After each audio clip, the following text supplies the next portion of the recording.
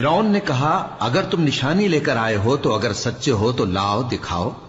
मूसा ने अपनी लाठी जमीन पर डाल दी तो वो उसी वक्त एक बड़ा अजदहा बन गई और अपना हाथ गरीबान से निकाला तो उसी दम देखने वालों की निगाहों में सफेद बुराक यानी रोशन हो गया। तो कौम फिरौन में जो सरदार थे वो कहने लगे कि ये बड़ा माहिर जादूगर है, इसका इरादा यह है कि तुमको तुम्हारे मुल्क से निकाल दे।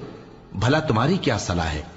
उन्होंने फिरौन से कहा कि फिलहाल मूसा और इसके भाई के मामले को मौकूफ रखिए और शहरों में नकीब रवाना कर दीजिए कि तमाम माहिर जादूगरों को आपके पास ले आए।